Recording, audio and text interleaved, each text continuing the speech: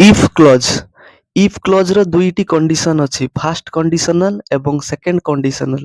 First conditional ହେଉଛି ଯଦି ଭବିଷ୍ୟତରେ କୌଣସି କାମ ହୁଏ ତେବେ ତାର ଫଳାଫଳ କ'ଣ ହେବ ଏବଂ ଏଥିରେ ଏହା ୟୁଜ୍ ହୁଏ। ତାର ଫର୍ମୁଲା ହେଉଛି ଇଫ୍ ପାର୍ଟରେ ଯଦି ଇଫ୍ ପ୍ଲସ୍ ସିମ୍ପଲ ପ୍ରେଜେଣ୍ଟ ରହିବ ଏବଂ ସେକେଣ୍ଡ ପାର୍ଟରେ ୱିଲ୍ ପ୍ଲସ୍ ମୂଳ ଭାର୍ବ ରହିବ। ଠିକ ଅଛି, ଯେମିତିକି if it rains I will stay at home। ଯଦି ବର୍ଷା ହୁଏ ମୁଁ ଘରେ ରହିବି। ତ ଆମେ କିଛି ଉଦାହରଣ ଏଠି ଦେଖିନେବା।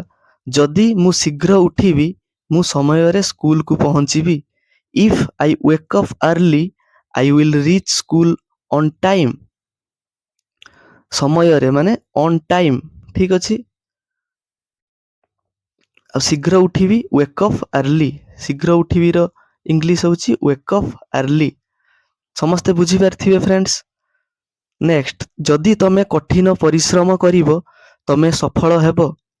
ଏହାର ଇଂଲିଶ ଟ୍ରାନ୍ସଲେସନ ହେଉଛି if you work hard you will succeed। ତ କଠିନ ପରିଶ୍ରମର ଇଂରାଜୀ ହେଉଛି work hard, ଆଉ ସଫଳ ହେବା ମାନେ succeed, you will succeed। ତ will ପ୍ଲସ୍ verb ଲାଗିଲା। ନେକ୍ସଟ, ଯଦି ବର୍ଷା ହେବ ଆମେ ଘରେ ପହଞ୍ଚିବୁ। ଯଦି ବର୍ଷା ହେବ if it rains ଆମେ ଘରେ ରହିବୁ। ତ will ପ୍ଲସ୍ ଭାର୍ବର ମୂଳ ରୂପ ରହିବ we will stay at home।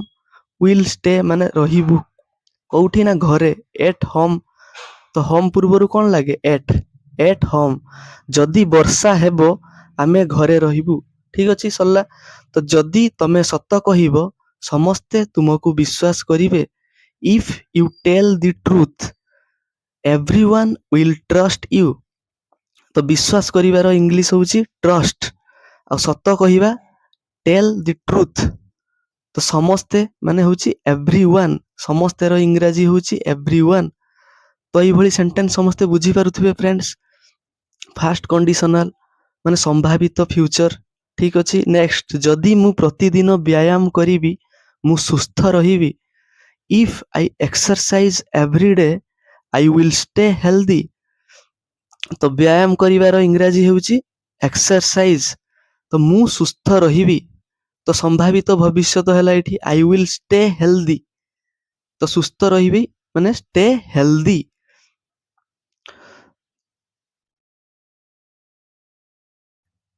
Next, ଯଦି ଆମେ ଗଛ ଲଗାଇବା ପରିବେଶ ସୁନ୍ଦର ହେବ।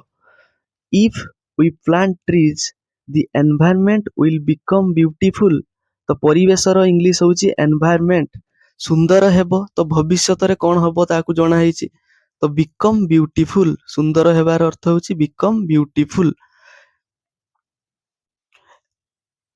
ଠିକ ଅଛି, ଯଦି ତମେ ମୋତେ ସାହାଯ୍ୟ କରିବ ମୁଁ କାମଟି ଶୀଘ୍ର ଶେଷ କରିବି। ଯଦି ତୁମେ ମୋତେ ସାହାଯ୍ୟ କରିବ।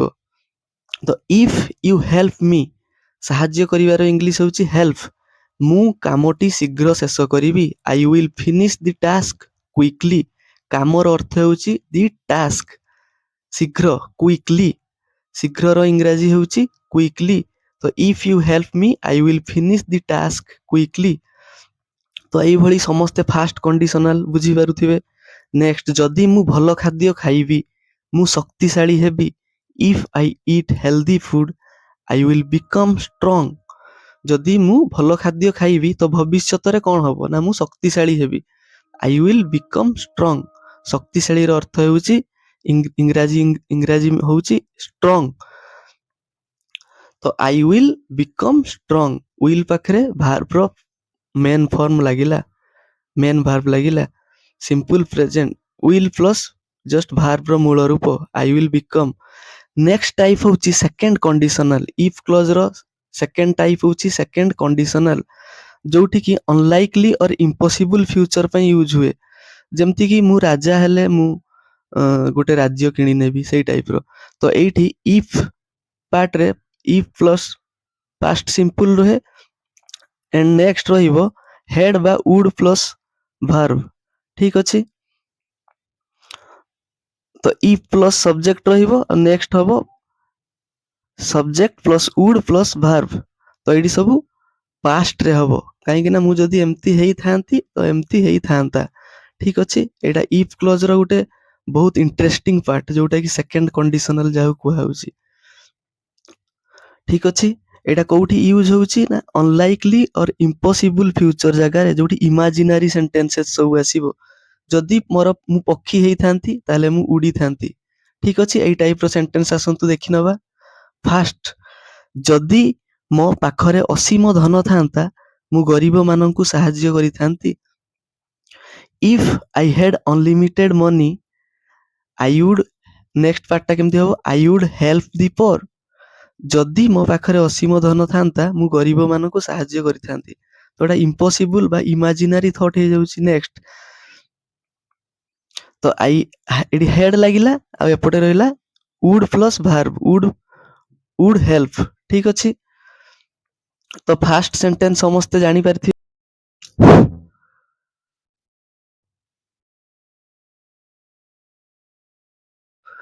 ଯଦି ମୁଁ ଜଣେ ବୈଜ୍ଞାନିକ ହୋଇଥାନ୍ତି ମୁଁ ନୂଆ ଆବିଷ୍କାର କରିଥାନ୍ତି। ତ if I were a scientist I would make new inventions. ଯଦି ମୁଁ ବୈଜ୍ଞାନିକ ହୋଇଥାନ୍ତି, ଏଟା ଗୋଟେ ଇମାଜିନାରୀ ସେଣ୍ଟେନ୍ସ ହେଇଯାଉଛି। ତ ଇଫ୍ ପାଖରେ ଲାଗିଲା, if I were a scientist, then main ପାର୍ଟଟା କେମିତି ହବ ନା I would make new inventions. ତ ଆବିଷ୍କାରର ଇଂରାଜୀ ହଉଛି ଇନଭେନସନ। ତ ଉଡ୍ ପ୍ଲସ୍ ଭାର୍ବ ରହିଲା। ଠିକ ଅଛି,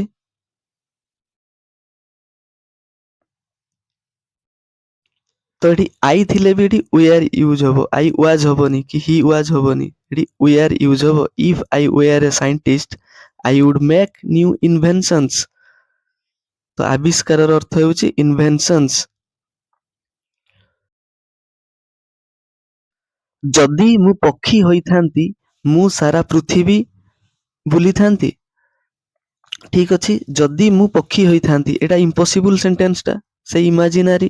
ତ if I were a bird, I ପାଖରେ ୱାଜ ନ ଲାଗିକି ଦେଖନ୍ତୁ ୱେୟାର ଲାଗିଲା। If I were a bird, ମୁଁ ସାରା ପୃଥିବୀ ବୁଲିଥାନ୍ତି।